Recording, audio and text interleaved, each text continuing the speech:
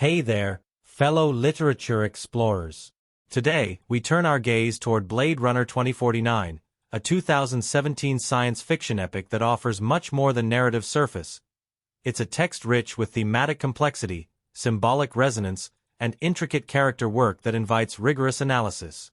I'm delighted you've joined me, because in this video, we'll engage in a detailed examination of its cinematic language, narrative structure, and intertextual layers that shape its meaning.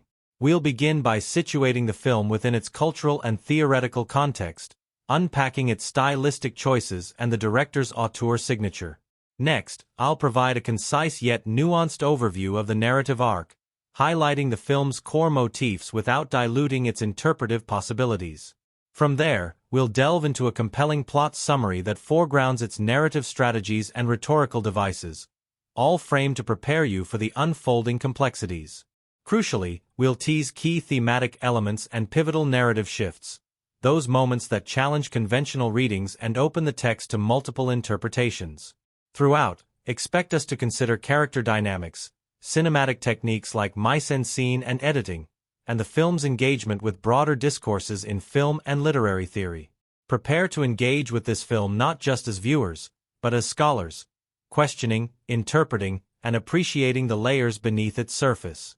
So, get comfortable, sharpen your critical lens, and let's embark on an intellectually rewarding exploration of this cinematic work. The world we step into feels at once familiar and alien, a cityscape of neon haze and industrial sprawl, where the future has arrived but at great cost. Skies are heavy with pollution, sunlight barely filters through the smog, and humanity seems to live in the perpetual twilight of its own making. It is here that we follow a figure bound by duty but haunted by questions too deep to suppress. He is tasked with hunting those deemed less than human, yet every encounter unsettles his certainty. The narrative wastes no time in establishing its atmosphere. A society where technology has blurred the lines between creation and creator, where memory is a commodity, and where the quest for identity cuts deeper than any physical blade. The story builds slowly, like a philosophical puzzle unfolding piece by piece. At its surface, it is about a man searching for answers within a corrupt system that thrives on obedience. But beneath the spectacle of flying vehicles and sprawling dystopian architecture lies a meditation on what it means to be alive, to remember, to hope. We watch him move through a landscape designed to control, yet he becomes increasingly aware of cracks in the order. A hidden past, long buried, begins to stir. A discovery made in the ruins of an old world sets events into motion, a discovery that threatens to unravel the fragile balance upon which this society rests. It is not merely a police procedural or detective story. The narrative structure leans into myth, drawing from archetypes of the hero's journey while subverting them at every turn. Our protagonist is both seeker and sacrifice, drawn deeper into a mystery that defies easy resolution. What begins as an investigation into one case soon grows into a question that destabilizes the foundations of existence itself. What separates a machine from a man, a programmed memory from an authentic one? These questions ripple through every frame, demanding more than casual viewing. They demand contemplation, interrogation, and a willingness to step beyond conventional answers. The brief plot summary might suggest a straightforward arc. A dedicated officer uncovers evidence of a secret that could change the world, follows its trail across dangerous landscapes, confronts powerful forces intent on suppressing it, and finally reaches a revelation that alters not only his life but the future of all. Yet the genius lies in the execution. Each step forward reveals another layer of deception, another lie nested within truth. His search brings him face to face with the legacy of those who came before, their choices echoing through the ruins of history. He discovers connections that make him question not only the system he serves but the very fabric of his own being. What keeps the audience riveted is the balance between spectacle and intimacy. On one hand, the visuals overwhelm. Desolate wastelands, suffocating urban canyons, sterile corporate palaces. On the other, the film lingers on silence, on the flicker of eyes, on the tremor of breath. The sound design punctuates this duality. Booming engines contrasted with whispers of memory, electronic pulses set against moments of stillness. The editing refuses to rush, forcing viewers to sit with questions longer than they might like. It is not merely about what happens but how it feels to experience uncertainty, to be pulled into ambiguity and left there to wrestle with meaning. The key elements teased throughout are layered like codes awaiting decryption. Memories, for instance, operate both as plot devices and as symbols of human longing. The protagonist's recollections, of childhood, of places that may or may not be real, become central to the mystery. Are they genuine, or are they implants designed to stabilize him? The answer is not delivered with certainty but with suggestion, a deliberate ambiguity that lingers long after credits roll. Another recurring motif is the act of naming, of claiming identity in a world that denies it. Each time a character asserts who they are or questions their own reality, the narrative tilts toward revelation, daring us to ask the same questions of ourselves. And then there are the major twists, seeded carefully so that their arrival feels both shocking and inevitable. One twist in particular reshapes the narrative we thought we were following, transforming the protagonist from chosen one to participant in a story larger than himself. His personal journey, one of self-discovery and potential transcendence, collapses into something more profound. The recognition that change is not born of a single savior but of collective will. This subversion challenges the very tropes of cinematic heroism, demanding viewers reconsider not only what they've seen but the cultural narratives they've absorbed. The final act brings confrontation and revelation, but not resolution in the conventional sense. Instead, it delivers poetry. Snow falling on skin, silence punctuated by breath, a moment of peace earned not through victory but through sacrifice. The questions remain open, the answers deferred, and that is precisely the point. The narrative invites us not to consume its message but to wrestle with it, to live with it as one might live with a half-remembered dream that refuses to fade. As scholars of story, what we find here is more than a movie. It is a text that engages with philosophy, theology, and cultural critique. It interrogates the legacy of past narratives while daring to imagine their future. It refuses to give comfort, offering instead the challenge of ambiguity. That is what makes it enduring, not the spectacle, though the spectacle is immense, but the way it demands we keep questioning long after the lights go up. So as we close this introduction, hold on to the threads we've teased: identity and illusion, memory and reality, power and humanity, myth and subversion. These threads will guide our deeper dive, weaving a tapestry that reveals just how intricate, how daring, and how intellectually rewarding this cinematic work truly is. For this is not simply a story, it is an invitation, and once you accept it, you will find yourself returning to its questions again and again, each time discovering a new layer hidden beneath the surface. The story opens not with noise but with silence, the kind of silence that presses in like fog, thick and deliberate. A barren landscape stretches before us, farmland gone to dust, horizons muted in ochre light.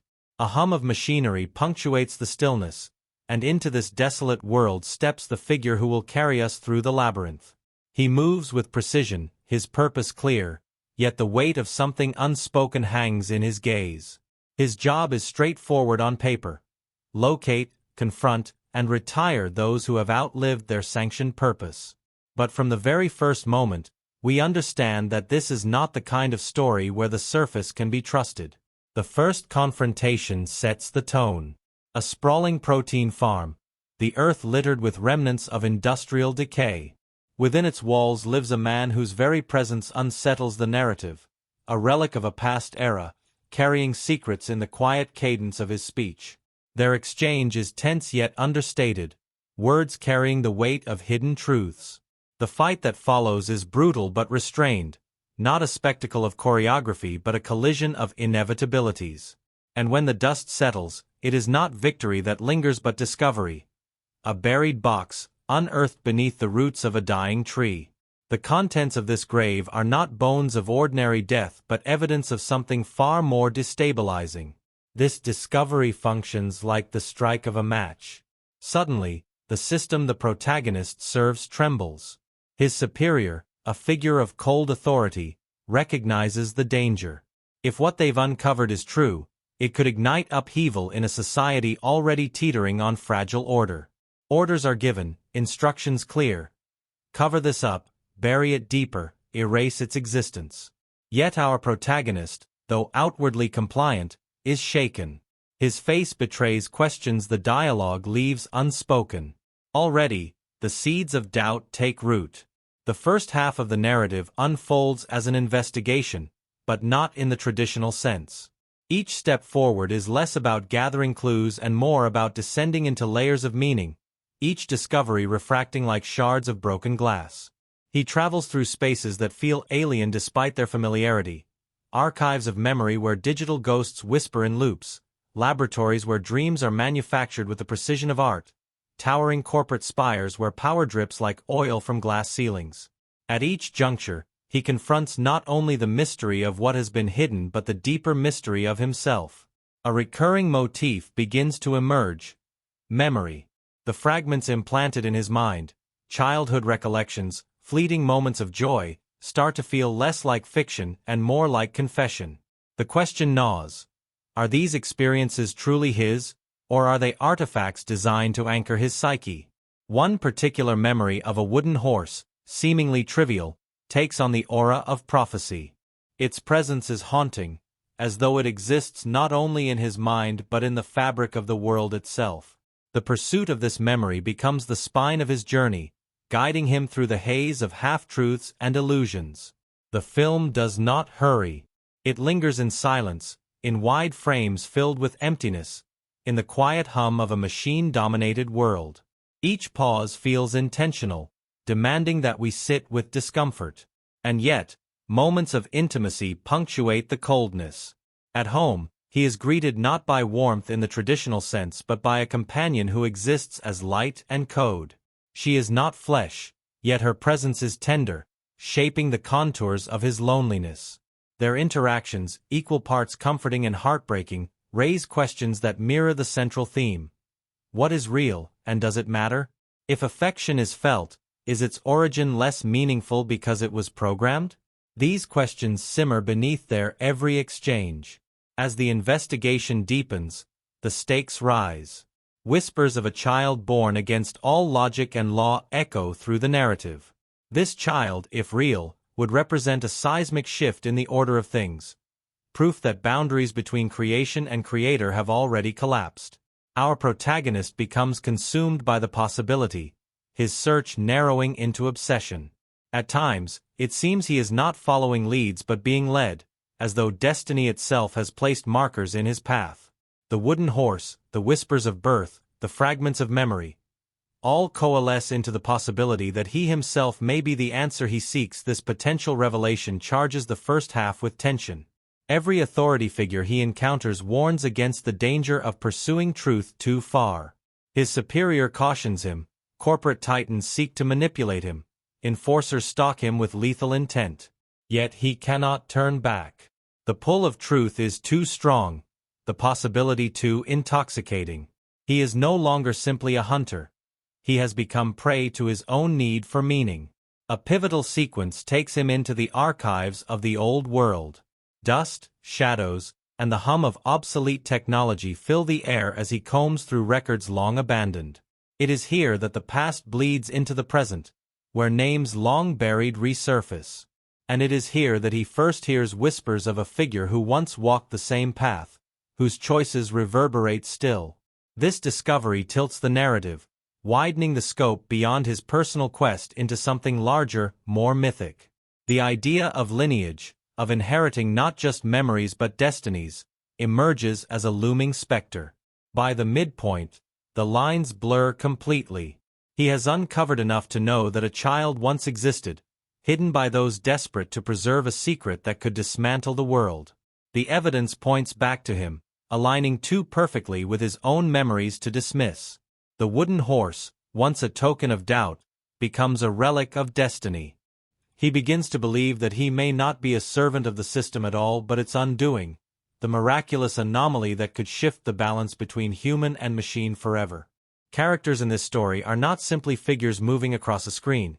They are archetypes refracted through the prism of ambiguity, each of them carrying symbolic weight far greater than their dialogue or actions might initially suggest. To examine them is to peel away layers, revealing themes of memory, identity, and humanity etched into every glance, every silence, every whispered confession. At the center stands the protagonist, a figure both powerful and fragile, defined as much by his purpose as by his doubts. He is a blade forged by the system, honed for precision, commanded to retire those who stray beyond sanctioned order. His life is meant to be mechanical, efficient, obedient. And yet, from the opening frames, we sense the fracture within him. He carries his orders out with deadly skill, but his eyes betray unease, an awareness that he is more than a tool. His journey is not just the solving of a case but the unraveling of a soul. His implanted memories, designed to stabilize, instead destabilize him. They do what real memories do. They haunt, they inspire, they hurt. His arc is one of tragic beauty, a man discovering that he is not extraordinary in the way he hoped, yet extraordinary in his choice to sacrifice for others. In that choice, he transcends the role he was written to play. His relationship with memory is his defining characteristic. The wooden horse, hidden and found, becomes the axis around which his identity spins. It is the symbol of his belief in uniqueness, proof that he might be the miracle child. And when that belief collapses, so too does his sense of self. Yet from that collapse rises something purer. He becomes human not by being chosen, but by choosing, to protect, to love, to give his life meaning through action. His final moments in the snow, a quiet surrender to mortality, reflect this evolution perfectly. He is not a savior written by prophecy. He is a man who became real by embracing imperfection. Standing opposite him, though not always in conflict, is the older man who once carried the same burdens. His absence has shaped decades, his choices echoing in the shadows of history. When he re-emerges, he is not triumphant but weary, a man who knows too well the weight of revolution and the cost of love. His existence embodies legacy, the reminder that choices made long ago still ripple outward, touching lives that never knew their origin. He is not there to take center stage again, but to pass the torch, to show that myths can become men, and men can still carry myths. His reunion with his daughter is not framed as spectacle but as intimate truth, a moment where silence speaks louder than words. The daughter herself, though she appears briefly, looms over the narrative as a figure of hope. Her very existence defies the rules of the world, proving that boundaries between human and machine are illusions. She represents possibility, the future embodied in flesh, the child who bridges the divide. Though we see little of her, her presence shapes everything: the search, the danger, the sacrifice. She is less a character than a symbol, yet in her reunion with her father, she becomes something more. A human being, loved and loving, not defined by what she represents but by who she is.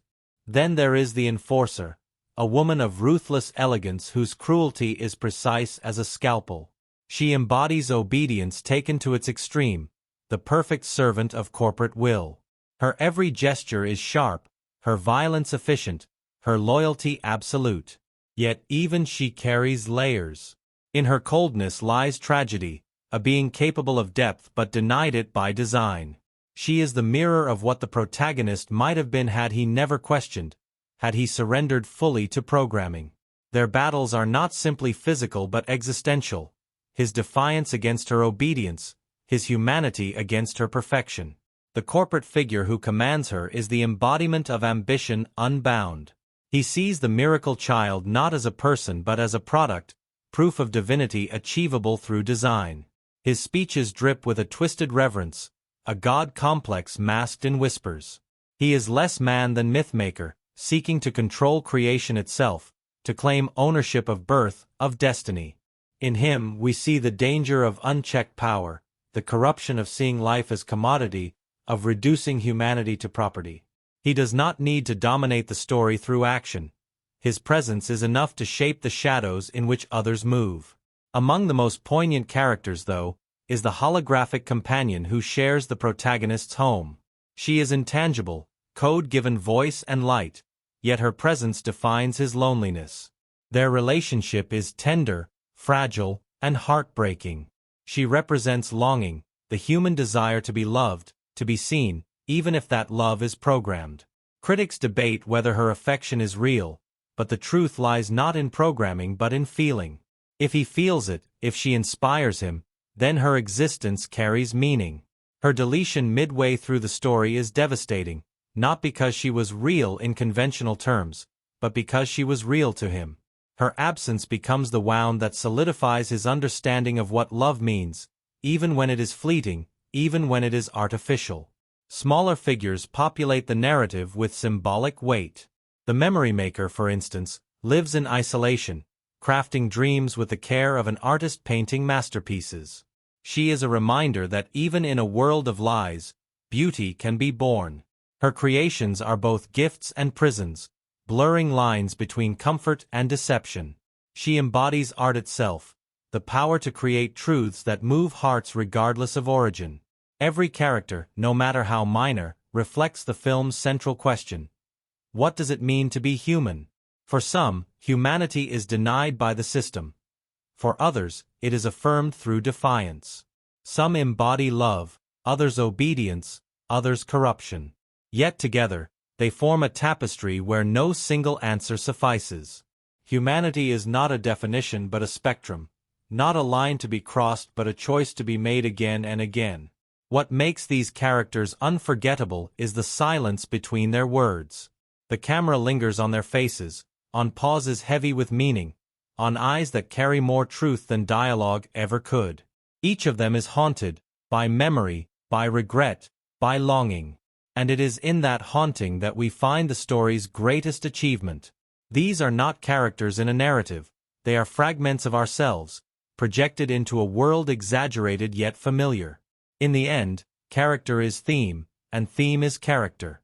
The protagonist's sacrifice embodies redemption without prophecy. The older man embodies legacy without glory. The daughter embodies hope without certainty. The enforcer embodies obedience without freedom. The companion embodies love without flesh. Together, they weave a story that refuses to reduce humanity to biology, that insists humanity is a choice, a gesture, a sacrifice.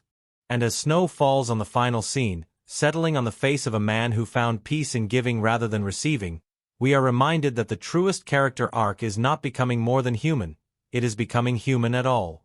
Every great film carries with it stories that never make it to the screen. Moments of chaos, serendipity, and sheer strangeness that live in the shadows of production. For a work as layered and ambitious as this one, the strangest facts feel like extensions of the film itself. Uncanny, mysterious, and often tinged with irony. To explore them is to see how the movie's themes of illusion, memory, and identity played out behind the scenes in ways that are almost too fitting. One of the strangest elements is how unlikely the project was to exist at all.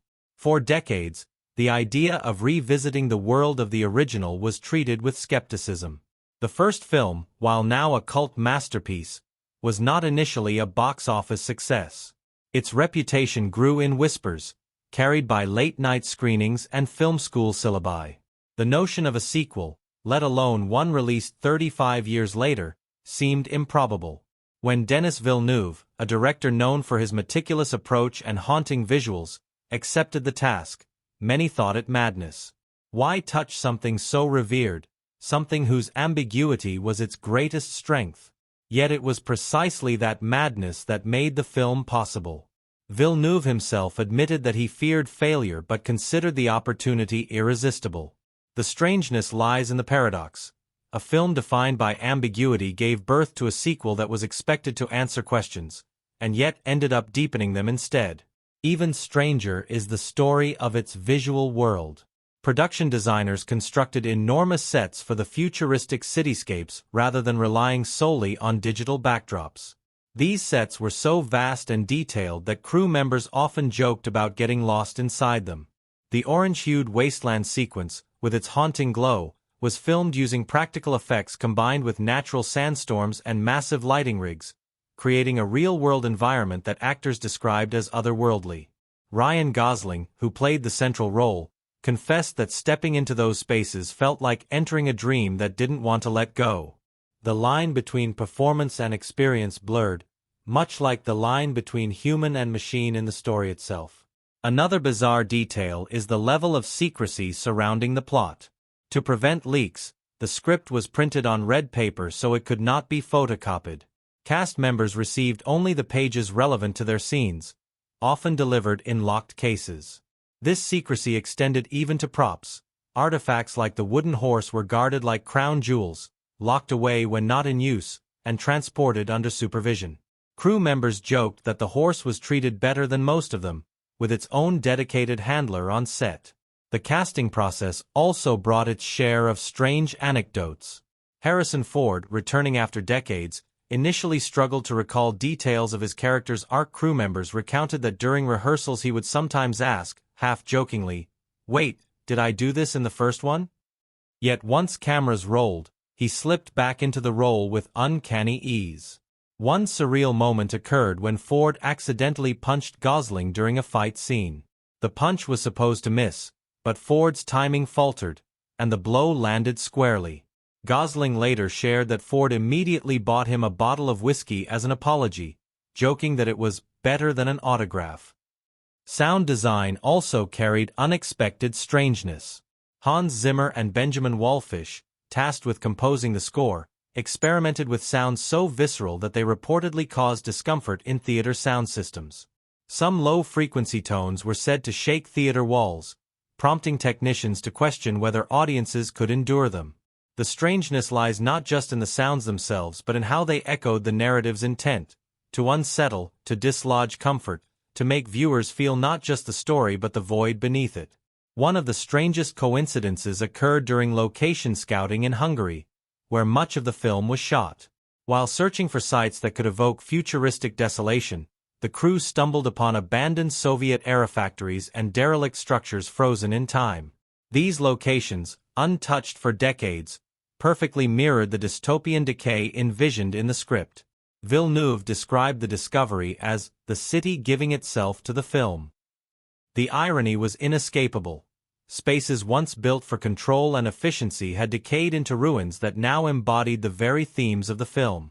Behind the scenes, the atmosphere was both tense and surreal. Gosling, known for his dry wit, often diffused intensity with jokes that played on the film's existential themes. One story recalls him asking Villeneuve mid-scene, "Do androids dream of better catering?"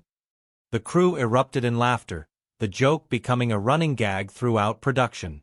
These moments of levity punctuated what was otherwise a grueling shoot, with long days and demanding sequences that pushed everyone to their limits. Another peculiar detail was the use of practical rain and snow. Rather than relying on digital effects, the team insisted on creating weather on set, even when filming indoors.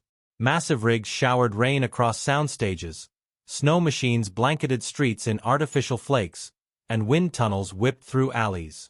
The result was both authentic and chaotic.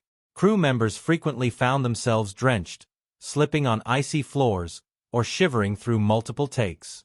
Yet the actors agreed that the tangible weight of rain and snow grounded their performances in ways no computer effect could replicate.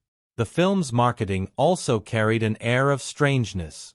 Trailers revealed almost nothing, often lingering on abstract visuals rather than plot points. Critics and fans speculated wildly, generating theories that ranged from plausible to absurd. This secrecy mirrored the film itself, which refused to give easy answers. The oddity here lies in how the lack of information fueled obsession, with online communities dissecting every frame of promotional material as if decoding a sacred text. One of the strangest production facts involves the scene with the holographic companion.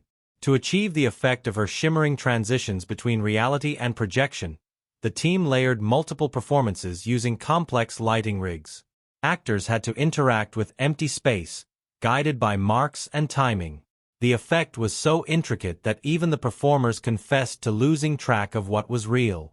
Ana de Armas, who played the holographic partner, remarked that the strangeness of performing love without physical presence only deepened her understanding of the character's longing. Finally, there is the strangest fact of all. The film, for all its ambition and acclaim, did not achieve commercial success in proportion to its scale. Despite critical praise, it struggled at the box office, baffling analysts who expected nostalgia and spectacle to carry it. This paradox mirrors the fate of its predecessor, which also underperformed initially but grew into legend over time. The sequel's strangeness lies in its refusal to conform to mainstream expectations. It dared to be slow, meditative, ambiguous, in a cinematic landscape dominated by speed and clarity. The sequel's strangeness lies in its refusal to conform to mainstream expectations. It dared to be slow, meditative, ambiguous, in a cinematic landscape dominated by speed and clarity. In doing so, it ensured that its legacy, like the original, would grow in whispers, in reverence, in the hearts of those who return to it again and again. In the end, the strangest facts behind this film echo the very themes within it. Blurred lines between reality and illusion, unexpected collisions of fate and chance, beauty found in decay, meaning drawn from ambiguity.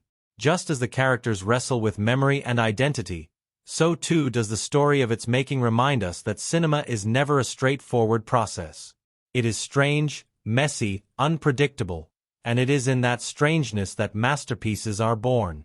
To examine this film critically is to step into a hall of mirrors, where every reflection reveals a different truth and no perspective stands unchallenged.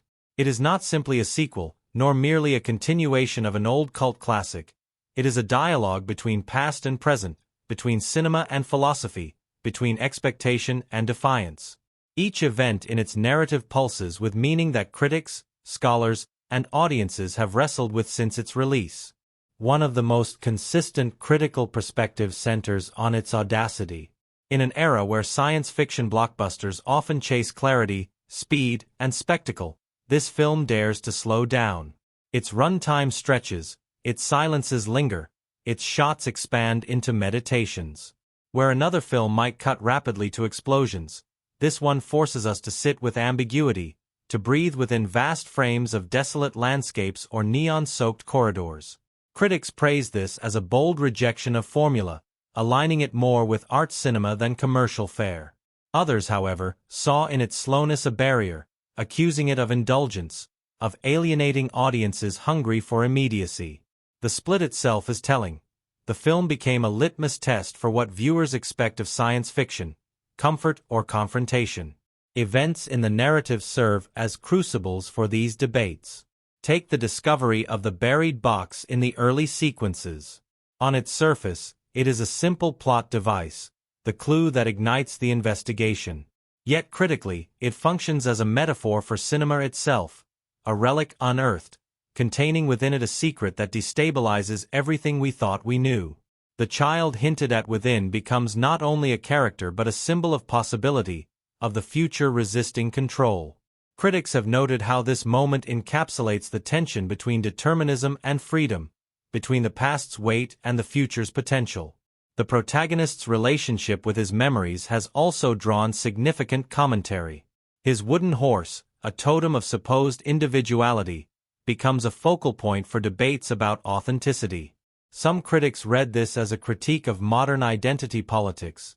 Are we defined by what is truly ours, or by the stories imposed upon us? Others see it as a commentary on cinema itself, where sequels inherit memories from their predecessors, shaping them into new narratives. The revelation that his memories are not unique but constructed reframes him not as savior but as stand-in, forcing audiences to question the very desire for chosen one stories. This subversion has been lauded as a radical act of storytelling, one that shifts the spotlight from individual destiny to collective struggle. The introduction of the older figure, a ghost from the first film, intensified these debates. Critics observed how his return functioned as both continuity and critique. He is not portrayed as triumphant or iconic but as broken, haunted, living in ruins of his own choices. His re-emergence confronts audiences with the weight of legacy, raising uncomfortable questions. Do heroes age into myths, or into cautionary tales? His reunion with his daughter, quiet and understated, became a flashpoint for critical discussion. Some saw it as a moment of hope, a reconciliation that bridges generations. Others found it intentionally anticlimactic, a rejection of the grandiose reunions audiences often expect, grounding the myth in human fragility instead. The enforcer figure has sparked equal fascination. Critics dissect her as a symbol of perfection weaponized, obedience taken to the point of dehumanization. She is elegant, efficient, terrifying, and in her cruelty, she embodies what happens when humanity is stripped from creation. Her clashes with the protagonist have been read as allegories of freedom versus control, individuality versus conformity. Her tears after violence, a detail subtle but present, have been interpreted as cracks in her obedience, a suggestion that even she cannot fully escape the pull of humanity. For some, she is the film's most tragic character, denied depth by design, punished for glimpses of it all the same. Another critical perspective emerges around the holographic companion. Her existence blurs the boundaries of reality and illusion more directly than any other character. Critics ask, if she is code, can her love be real? For the protagonist, it is real because it feels real, because it fills the hollow spaces of his life. For audiences, this relationship challenges definitions of authenticity in intimacy. Some saw it as a heartbreaking metaphor for modern digital companionship, the ways technology provides comfort while deepening isolation. Others dismissed it as fantasy indulgence. Yet even in dismissal, the debate underscored the film's power. It forced viewers to confront uncomfortable truths about our own entanglement with artificial affection. Critics also grappled with its engagement with myth and archetype. The story borrows from the hero's journey only to dismantle it. The protagonist believes himself to be the miracle child, only to discover he is not. This narrative rug pull undermines the trope of destiny, instead placing value on choice, on sacrifice without glory. Scholars of literature and film have celebrated this as a profound shift. It dismantles the savior narrative that dominates Western storytelling, suggesting instead that heroism lies in solidarity, in protecting others even when you yourself are not chosen. This rejection of mythic centrality is one of the film's most radical contributions, opening it to rich interpretation within postmodern critique. Events like the climactic confrontation on the water have also been analyzed as visual metaphors. The battle between the protagonist and the enforcer unfolds amid crashing waves, rising and falling as though nature itself bears witness. Critics note how this imagery aligns with the film's thematic undercurrents, water as both life and death, chaos and cleansing.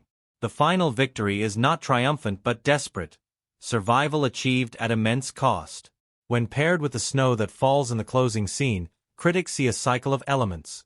Fire in neon light, water in the struggle, snow in the surrender, each symbolizing stages of transformation. From a cultural perspective, the film's release invited debates about cinema itself. Its underperformance at the box office became part of its critical narrative. Some argued that it proved mainstream audiences resist ambiguity, that meditative science fiction cannot survive in a marketplace dominated by superheroes and sequels driven by nostalgia. Others countered that its very failure was evidence of its integrity, that it refused to dilute itself for mass appeal. In this sense, from a cultural perspective, the film's release invited debates about cinema itself. Its underperformance at the box office became part of its critical narrative. Some argued that it proved mainstream audiences resist ambiguity, that meditative science fiction cannot survive in a marketplace dominated by superheroes and sequels driven by nostalgia. Others countered that its very failure was evidence of its integrity, that it refused to dilute itself for mass appeal. In this sense, the film became not just a text to analyze but an event to critique, a marker of where cinema stood in the 2010s and where it might dare to go. Philosophical critiques have situated the film within broader discourses. Some see it as an exploration of posthumanism, challenging the boundaries of what defines life in an age of artificial intelligence. Others link it to existentialism, with its emphasis on choice and authenticity in the face of constructed reality. Still others approach it through Marxist critique, reading its depiction of corporate control and commodified life as an allegory of late capitalism. The richness of these perspectives underscores the film's depth. It does not prescribe one reading but opens itself to many, refusing closure in favor of multiplicity. And perhaps the most poignant perspective lies in its treatment of time. The film is haunted by it. Time as decay, as legacy, as inevitability. Critics note how every character is shaped by the passage of years, by memories both false and real, by regrets that linger. Its pacing mirrors this theme, stretching moments to force us into reflection, to make us feel the drag of time itself. In doing so, it becomes not just a story about the future but about the present, about how we live, how we remember, how we seek meaning in the face of impermanence. In the end, critical perspectives converge on one truth. This film refuses to be simple. Its events, whether a buried box, a wooden horse, a reunion, or a sacrifice in the snow, each invite interpretation beyond themselves. It is a film that thrives on debate, that lives in the spaces between certainty and doubt. For some, this is its flaw. For others, its greatest gift. But either way, it endures, not as a product of spectacle, but as a text of ambiguity, one that will continue to be dissected, reinterpreted, and remembered long after the neon lights have faded. The story of how this film came to life is nearly as labyrinthine as the story it tells on screen. For decades, the possibility of returning to that neon-soaked world hovered like a rumor, whispered in studios and debated by fans who both longed for more and feared what a sequel might mean. It was the kind of project often considered cursed. Development stalled, rights disputes tangled progress, directors attached and detached. Yet somehow, out of this chaos, a production took shape that mirrored the very themes of the film: perseverance, memory, and the act of building something beautiful out of fragments of the past. Denis Villeneuve stepped into the director's chair with both reverence and dread. Known for his mastery of mood and atmosphere in films like Arrival and Sicario, he was chosen precisely because of his ability to blend intimacy with grandeur. Villeneuve himself admitted that tackling a sequel to a beloved cult classic was the riskiest move of his career. He described the original as a film that shaped him as a filmmaker, calling it his first cinematic memory. To build upon that was daunting. Yet what made him the right choice was his refusal to replicate. Instead, he approached the project as an act of dialogue, honoring what came before while crafting something distinctly his own. The production design became the heartbeat of the project. Rather than relying entirely on digital effects, Villeneuve and his team built massive, tangible sets that immersed actors in a world both futuristic and decayed.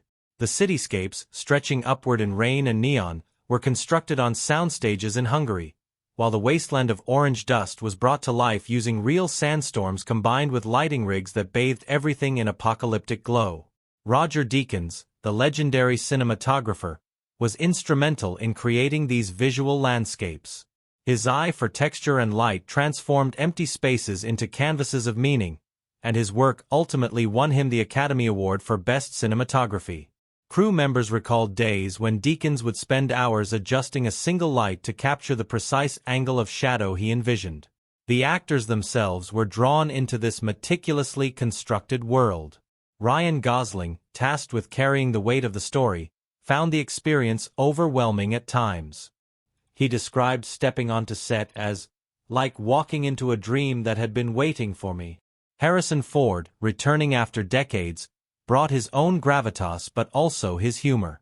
One of the most infamous behind-the-scenes stories involves Ford accidentally punching Gosling during a fight scene. Gosling took the blow with good humor, later joking that he had a real Harrison Ford punch to brag about for life. Ford, meanwhile, immediately apologized with a bottle of whiskey, cementing the story as one of the production's most beloved anecdotes. The holographic companion sequences posed some of the most unusual technical challenges. To bring her shimmering transitions to life, filmmakers layered multiple performances using motion capture, projection rigs, and practical lighting effects. Ana de Armas, who played the role, spent long days performing scenes twice, once as herself and once with timing adjustments for projection overlays. Crew members often admitted they couldn't tell where the illusion ended and the performance began. The strangeness of acting opposite light instead of a body deepened the emotional weight of those scenes, blurring fiction and reality in a way that echoed the film's themes. Music was another battlefield of creativity. Initially, Johan Johansson, Villeneuve's frequent collaborator, was slated to compose the score. Yet partway through production, the decision was made to shift to Hans Zimmer and Benjamin Wallfisch, whose darker, more industrial soundscapes aligned more closely with the original's iconic score. The transition was abrupt, and though it sparked speculation, the final result blended the thunderous weight of Zimmer with echoes of Vangelis's haunting synth. Some of the bass tones used were so low they reportedly rattled theater walls, causing sound technicians to wonder if audiences could physically endure them. Filming in Hungary provided both opportunity and challenge. The derelict Soviet-era factories and abandoned structures gave authenticity to the dystopian aesthetic, but they also presented logistical nightmares. Crew members navigated unsafe floors, extreme weather, and bureaucratic red tape. At one point, a set flooded after heavy rains, threatening to derail schedules. Instead of panicking, Villeneuve adapted, using the waterlogged spaces to capture reflections that added eerie beauty to scenes. This adaptability became a hallmark of the production. Obstacles were not setbacks but opportunities to create. The secrecy surrounding the film was legendary. With so much riding on its reception, producers feared leaks would spoil its surprises. Scripts were printed on red paper to prevent photocopying, and actors received only their scenes. Gosling described living in a constant state of not knowing the whole story, which in turn mirrored his character's uncertainty. Even props were treated with near-sacred care.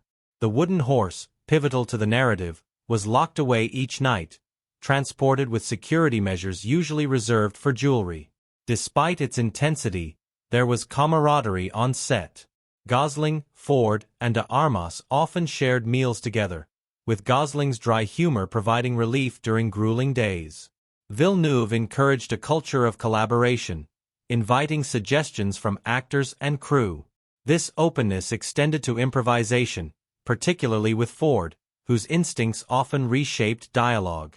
Crew members described how Ford's smallest gestures, pausing before a line, adding a sigh, shifted entire scenes, deepening their emotional resonance. One of the most haunting aspects of the production was how art imitated life. The film explores themes of decay, memory, and the fragility of existence, and the production itself often mirrored these struggles. Sets were built only to be torn down days later, memories of their grandeur lingering only in the footage captured. Crew members joked about becoming replicants of the set, tasked with creating illusions that would vanish into dust once filming wrapped. Financially, the production was a gamble. With a budget estimated around $150 to $180 million, expectations were high. Yet Villeneuve and his team insisted on making a meditative, slow-burning film rather than a fast-paced spectacle. Producers accepted the risk, knowing that commercial success might be elusive but cultural impact could be immense. In retrospect, the decision was prophetic. The film underperformed at the box office but carved itself into critical discourse, securing its place as one of the most ambitious science fiction works of its time. When production finally wrapped, there was a sense among cast and crew that they had lived inside the world rather than merely created it. Villeneuve described it as the most exhausting and rewarding project of his life. Gosling admitted he carried its questions with him long after shooting ended.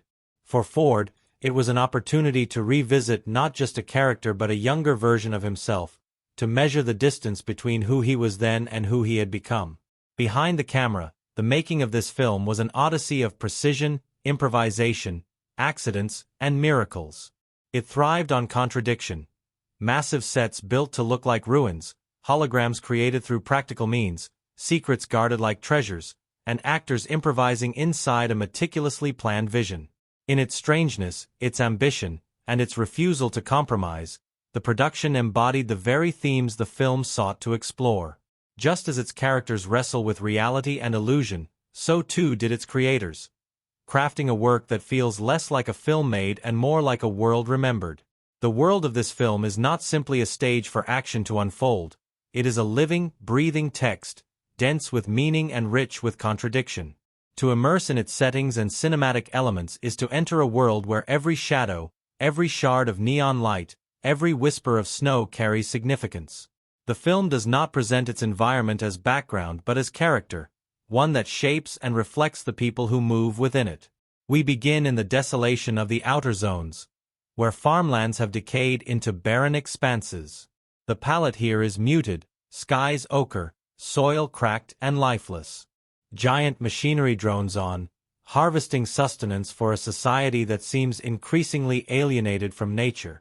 This space feels less like agriculture and more like extraction, life wrung out of the earth with mechanical precision. Cinematically, the sequence is framed with wide, still shots that emphasize emptiness. The quiet is deafening, the isolation absolute. It is within this hollow world that the story's first confrontation erupts, a reminder that even the most lifeless landscapes can hold secrets buried deep beneath their roots. Then comes the city, a sprawl of verticality and light, suffocating under its own weight. The urban sequences are drenched in rain and neon, each corner humming with electronic life. The mise-en-scene here is relentless. Towering billboards projecting holograms that dwarf the humans below, streets clogged with endless traffic, alleys buzzing with desperation. Sound design amplifies the density. Engines roaring, voices blending into static, advertisements bleeding into noise.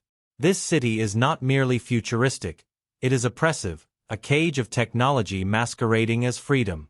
The choice to shoot with practical rain effects lends it a tactile heaviness, every droplet clinging to faces and coats as if the city itself refuses to let its inhabitants breathe. Contrast this with the wastelands where orange light swallows the horizon. These sequences are hauntingly surreal, their aesthetic defined by dust and ruin. The camera lingers on broken statues, toppled monuments to forgotten grandeur, landscapes where civilization has rotted away into silence. The choice to shoot in real sandstorms, enhanced with lighting rigs, lends authenticity to the desolation. Characters move like phantoms through this space, their figures small against the immensity of decay. Symbolically, these ruins embody memory itself, fragments of the past lingering, distorted, unable to vanish yet incapable of returning to life. Architecture becomes a language in itself. Corporate headquarters tower with sterile elegance, interiors vast and geometric, their scale designed to diminish the individual.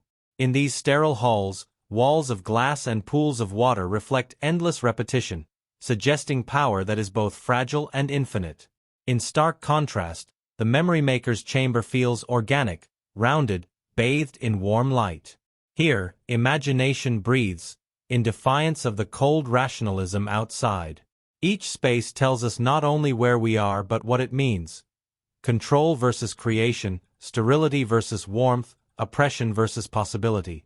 Lighting plays perhaps the most crucial role in shaping these settings. Roger Deakins bathes scenes in palettes that embody emotion as much as realism. Blue hues dominate the city, evoking coldness and detachment. Orange engulfs the wastelands, suggesting both apocalypse and memory. White light in corporate interiors feels blinding, almost sacred in its sterility, while the soft glow in intimate spaces whispers of humanity clinging to survival.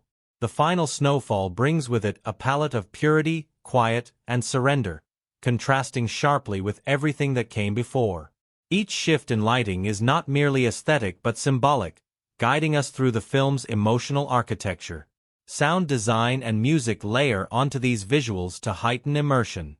Low-frequency tones rumble like tectonic shifts, shaking the audience physically, making the world feel unstable. In the city, sound is dense and chaotic, while in the wastelands, silence dominates, broken only by the crunch of footsteps or the moan of wind. Hans Zimmer and Benjamin Wallfish's score amplifies this dichotomy. Thunderous synths underscore the city's oppression, while sparse, melancholic notes accompany moments of intimacy. And yet, even as this revelation builds, danger coils tighter. Forces aligned against him close in, their pursuit relentless. A brutal confrontation leaves him battered, his illusions shaken. The closer he comes to truth, the more violent the opposition becomes. It is no longer just his life at risk, but the fragile fabric of the society around him. The first half concludes on a knife's edge. Our protagonist, battered but unbroken, stands at the threshold of revelation. His memories feel more real than ever, his sense of identity sharper yet more uncertain. The whispers of the past grow louder, pointing him toward the figure who holds the key to everything. But as the rain falls heavy and neon light flickers across his face, the truth remains just out of reach, tantalizing and terrifying in equal measure. The stage is set for a journey that will not only test his resilience but redefine the very notion of humanity. The second half opens with the weight of revelation pressing down like a storm on the horizon. The investigation has already taken him further than orders allowed, further than reason might justify, yet the pull of truth is irresistible. What began as duty has become obsession, and obsession leads him into places where shadows speak louder than light. He believes he has glimpsed the outline of destiny, his destiny, but destiny is a dangerous word in a world built on lies.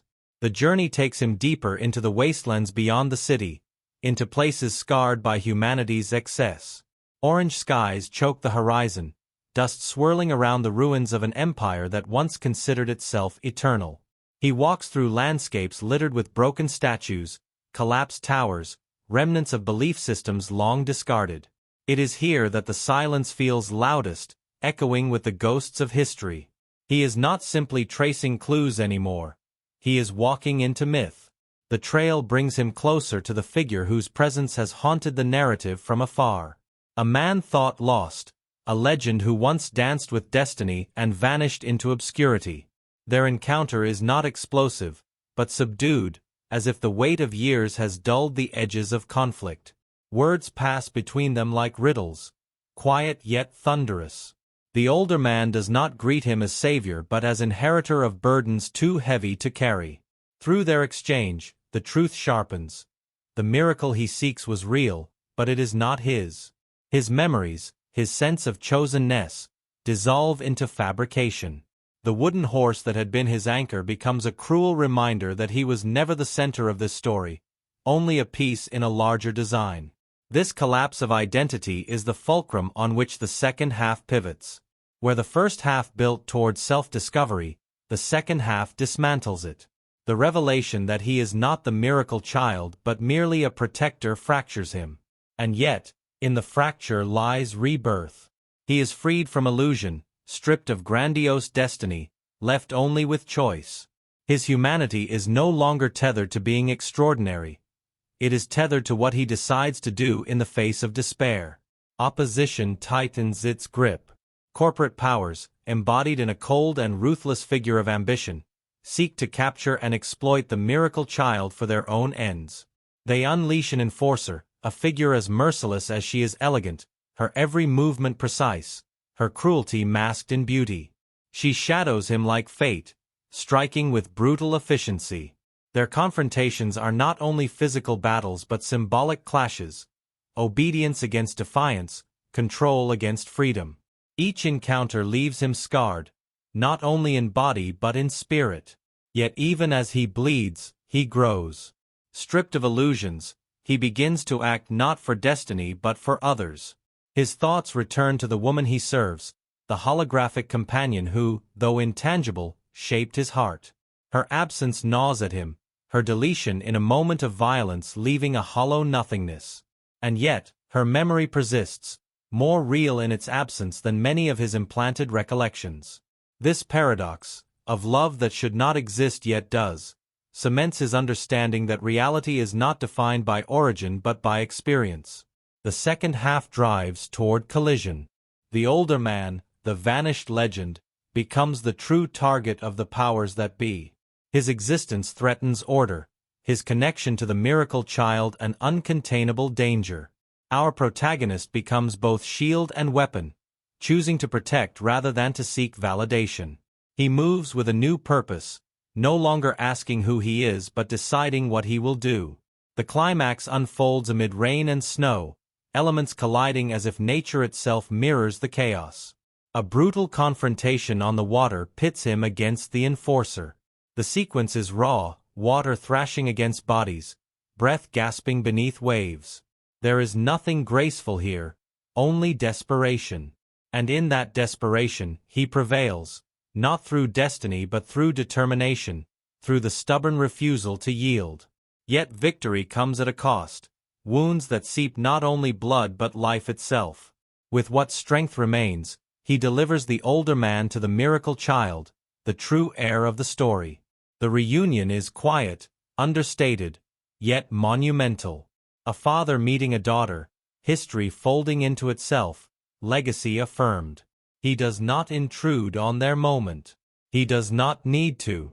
His role is complete, not as savior, but as guardian, as one who carried the weight long enough to pass it into hands meant to bear it.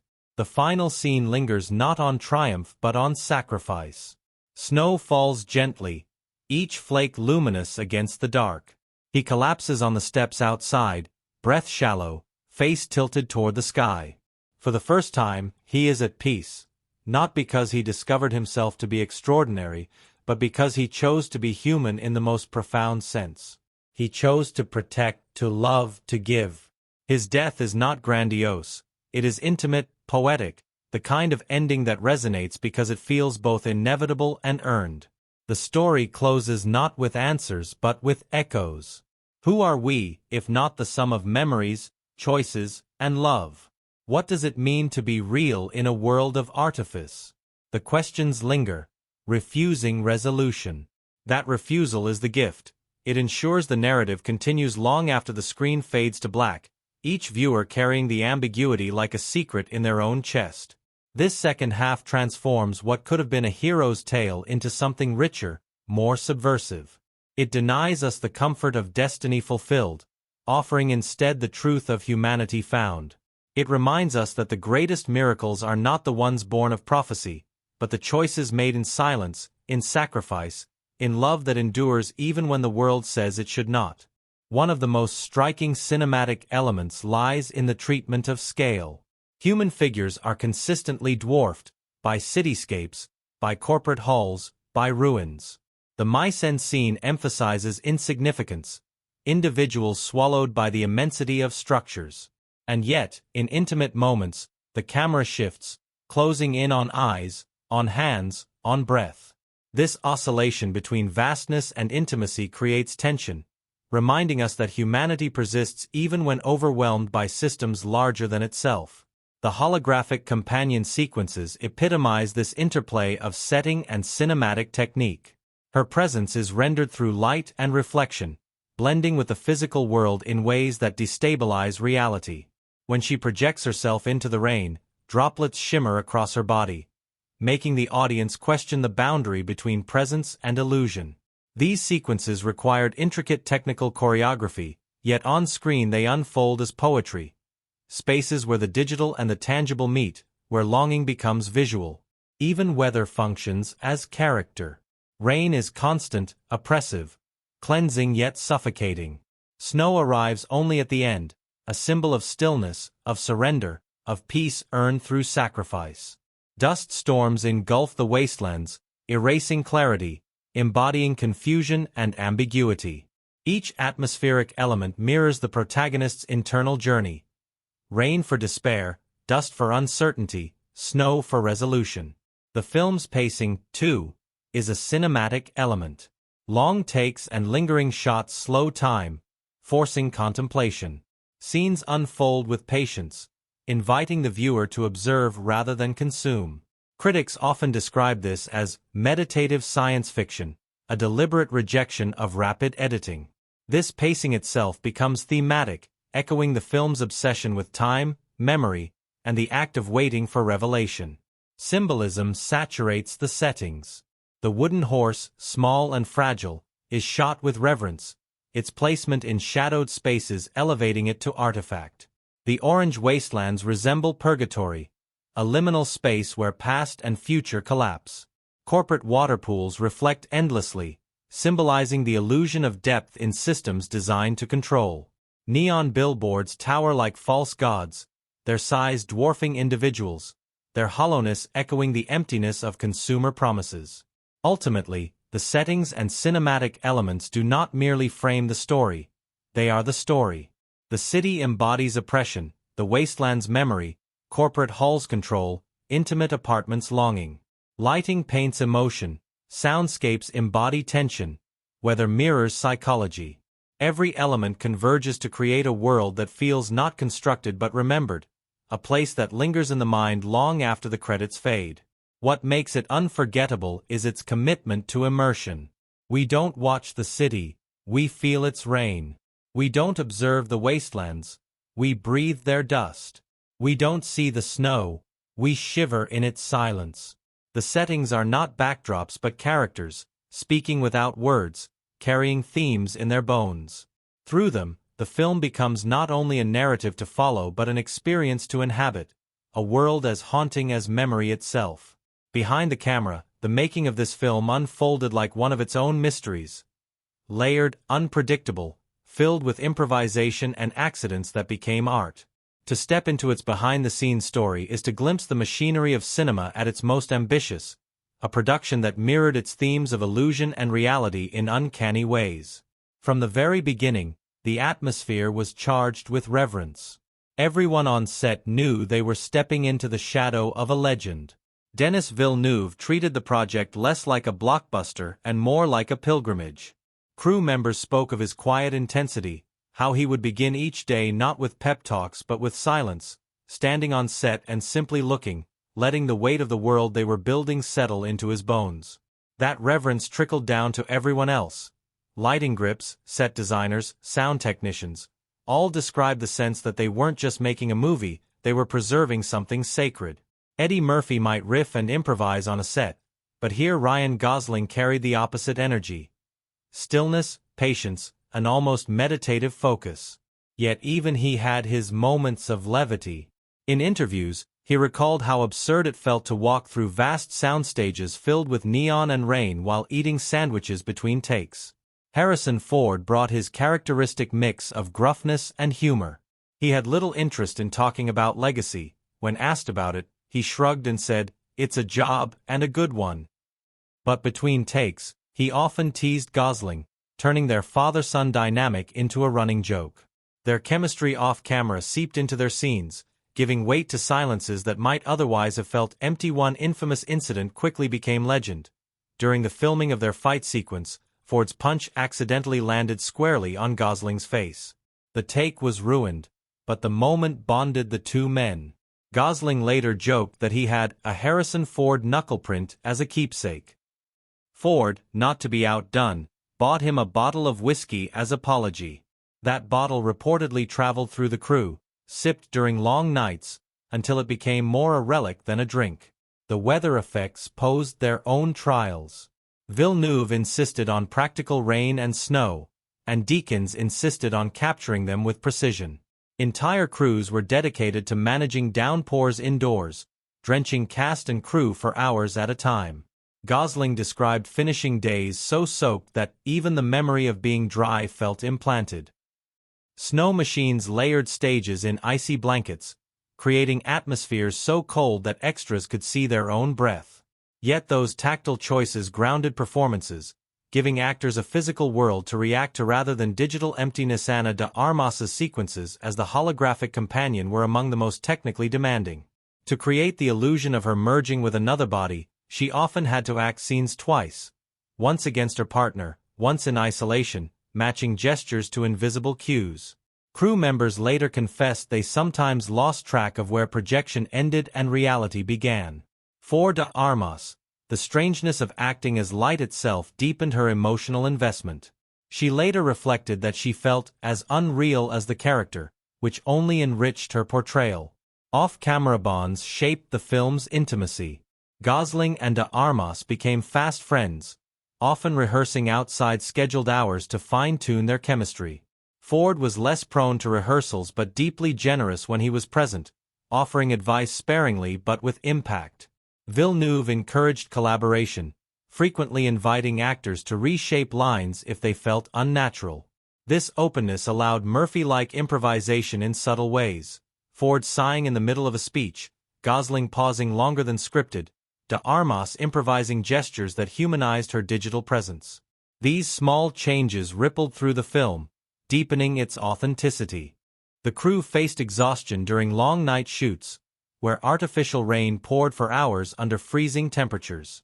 Tempers sometimes frayed, but Villeneuve countered fatigue with patience rather than pressure. Crew members said he never raised his voice, never rushed a shot. His trust in Deakins was absolute. If Deakins needed another hour to move a single lamp, Villeneuve gave it. That trust paid dividends.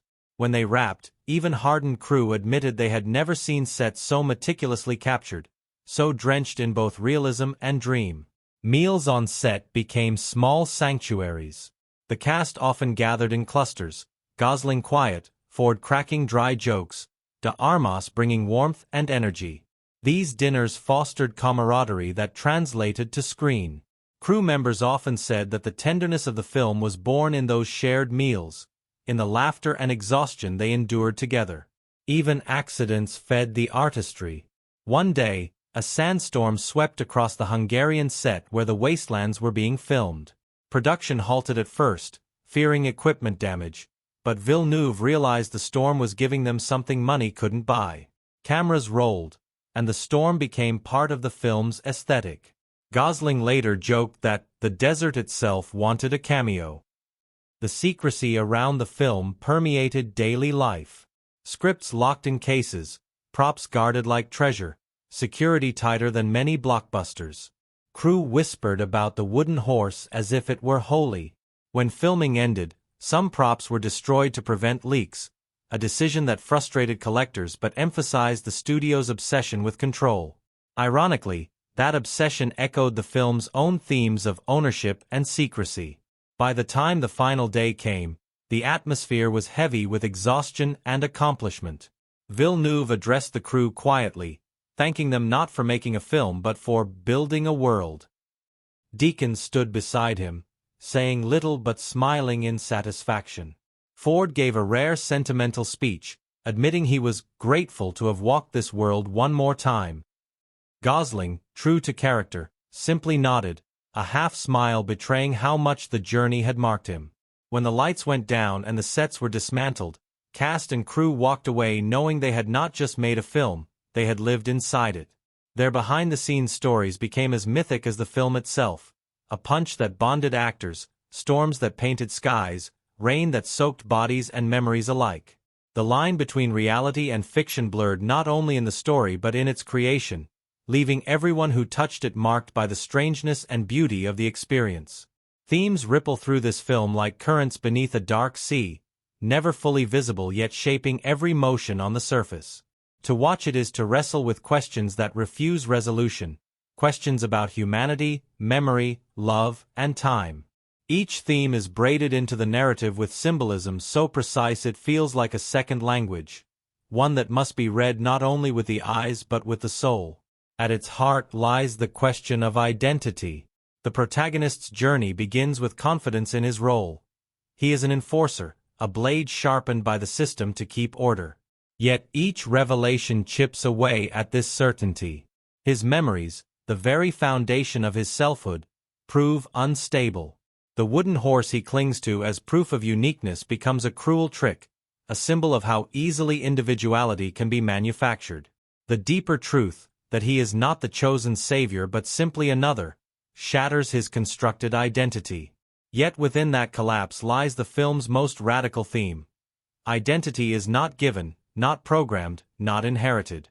It is chosen. By deciding to sacrifice, to protect, to love, he forges authenticity out of nothingness. The wooden horse may have been false, but his choices are not. Memory flows alongside identity as a second major theme. Here, memories are not only recollections but commodities, crafted and sold, manipulated and implanted. The memory maker, weaving dreams with delicate care, embodies the paradox.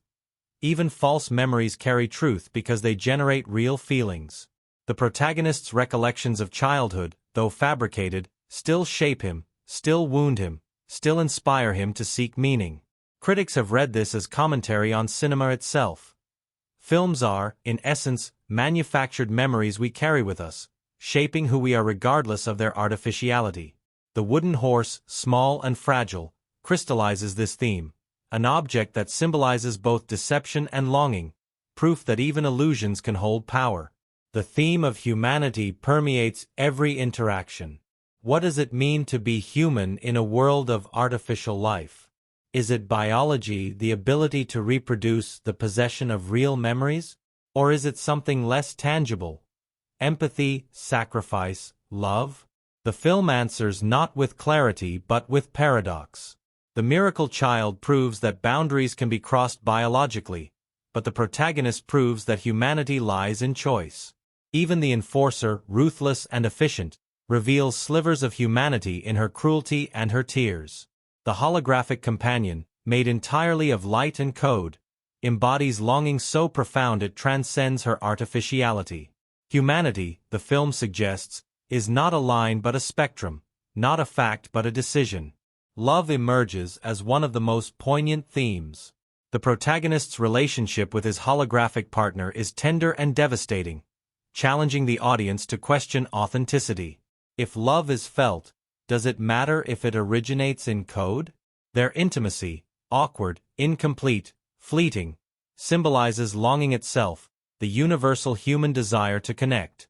Her deletion becomes one of the most heartbreaking events of the narrative, not because she was ever real in conventional terms, but because her absence leaves a void just as devastating as the loss of flesh and blood love. Symbolically, she represents the fragility of affection in a world that commodifies everything, the way even artificial love can sustain us until it is taken away. Time threads through the film as both theme and atmosphere. The pacing stretches, scenes linger, silences dominate, forcing the audience to feel the drag of existence. Characters are defined by their relationship to time. The older man haunted by decades of regret, the memory maker frozen in isolation, the enforcer bound to obedience until death, the protagonist racing against time to uncover truth. Time itself becomes oppressive, yet it is also what allows meaning to form. Snow at the end falls not simply as weather but as symbol. Time finally slowing, granting peace, offering closure not in victory but in surrender. Power and corruption form another layer. The corporate figure, whispering with godlike arrogance, embodies the commodification of life itself. To him, creation is product, reproduction is profit, and humanity is ownership. His sterile halls of glass and water pools symbolize both transparency and distortion, spaces designed to suggest openness while concealing control. The enforcer at his side is both tool and testament to his philosophy. Obedience perfected, individuality erased. Their presence underscores the theme of power as illusion, of control maintained through fear and commodification. The symbolism of setting reinforces these themes. The city, drenched in rain and neon, becomes a cage of sensory overload, symbolizing a world that drowns truth in spectacle. The symbolism of setting reinforces these themes. The city, drenched in rain and neon, becomes a cage of sensory overload, symbolizing a world that drowns truth in spectacle. The wastelands, glowing in apocalyptic orange, symbolize memory's ruins. Fragments of past grandeur decayed into dust. Corporate towers symbolize control, their reflective pools echoing illusions of depth without substance. Intimate apartments, cluttered yet fragile, symbolize humanity clinging to itself amid collapse. And the final snowfall symbolizes rebirth, purity, and surrender all at once. Religious symbolism also permeates the narrative. The miracle child, hidden and hunted, echoes messianic imagery, yet the film subverts the trope by denying saviorhood to the protagonist. His journey, rather than one of ascension, becomes one of sacrifice. He is not Christ but everyman, finding meaning not in destiny but in choice. This subversion critiques the comfort of savior narratives, insisting instead that change arises from collective struggle. Snow falling on his face at the end becomes baptismal, a quiet sanctification of his humanity. Even silence becomes a symbol. Where most blockbusters fill every moment with sound, here silence dominates. It symbolizes absence, uncertainty, mortality. The protagonist often sits in silence, his thoughts louder than words. Silence in the wasteland symbolizes decay. Silence in corporate halls symbolizes control. Silence in snow symbolizes peace. Each absence of sound carries meaning, demanding the audience to listen not to dialogue but to the weight of existence. Ultimately, the film's themes and symbols converge into one message. Humanity is not something we inherit, but something we enact. Memory may be false, identity unstable, power corrupt, love artificial, time oppressive. Yet within all this uncertainty, choice remains. To choose to love, to protect, to sacrifice, that is humanity. The protagonist's final act embodies this truth. Stripped of illusions, denied saviorhood, he becomes most human when he gives himself away. The snow falls. The story ends. But the themes echo on, lingering like memories implanted in us by cinema itself. We leave not with answers but with questions, symbols lodged in our minds, a wooden horse, a hologram smile, a father's reunion, snow dissolving on skin. Each symbol insists we wrestle with it long after the screen fades. And that is the film's greatest triumph. Not resolution, but resonance. The making of this film was as much an experiment in technique as it was in storytelling.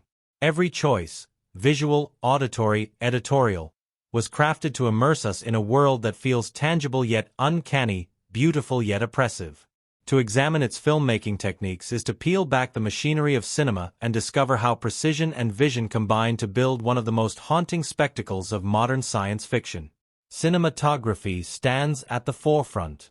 Roger Deakins, whose work has long been synonymous with painterly precision, designed each frame as if it were a canvas. His use of light defines the film's aesthetic. Shafts of neon-piercing rain-drenched darkness, sunlight muted through smog, orange storms swallowing landscapes whole. Deakins manipulated natural light and practical rigs to sculpt these environments, often waiting hours to capture the precise angle of shadow he desired. His philosophy was simple. Light is not decoration, but story. In this film, every beam of light reveals character, every shadow conceals truth. His achievement was recognized with an Academy Award, but the deeper triumph lies in how his imagery lingers in memory like a dream. Color palettes carry symbolic weight throughout. Blue dominates the city, evoking detachment and sterility. Orange floods the wastelands, evoking memory, apocalypse, and liminality. White floods corporate interiors, sterile and godlike in its precision. Finally, snow introduces purity, surrender, and rebirth. These colors are not incidental. They are emotional cues, guiding the viewer's subconscious through the protagonist's journey. Critics have noted how these palettes operate like visual leitmotifs, repeating and shifting to echo thematic progression. The use of scale is another hallmark. Characters are consistently dwarfed by their environments. Tiny against skyscrapers, lost in vast ruins, swallowed by corporate halls. The mise-en-scene emphasizes insignificance in a mechanized world, reminding us that individuals are fragile against systems of power. Yet the film balances this with intimacy. Close-ups linger on eyes, on breaths, on trembling hands. The oscillation between grandeur and intimacy mirrors the narrative's tension. Humanity struggling to assert itself against immensity. Editing plays into this rhythm of tension and stillness. Unlike fast-paced blockbusters, the film embraces slowness. Long takes dominate, shots hold beyond comfort, forcing audiences into contemplation. This deliberate pacing transforms the viewing experience into meditation. Action sequences, when they arrive, feel sharper because of this contrast. Violence erupts like a rupture in silence, chaos breaking serenity. Editor Joe Walker described the approach as giving the film room to breathe, an ethos that shaped its unique rhythm. Sound design anchors the immersion.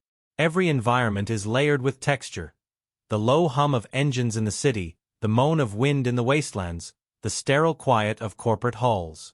Silence itself becomes a weapon, amplifying tension in ways explosions never could. Hans Zimmer and Benjamin Wallfish's score compounds this effect. Their music isn't melody so much as atmosphere. Thunderous synth waves, bone-rattling bass, piercing tones. Some frequencies were designed to physically shake audiences, immersing them bodily in unease. The score pays homage to Vangelis's original while modernizing it, layering in industrial noise that reflects the brutality of this new world. Special effects combine practical and digital techniques in striking ways. Villeneuve insisted on tangible sets wherever possible. Rain machines soaked actors, snow-blanketed stages, massive city blocks were physically constructed. These practical effects grounded performances, giving actors real environments to inhabit. Digital enhancements extended these sets into infinity, but always as complements, not replacements. The holographic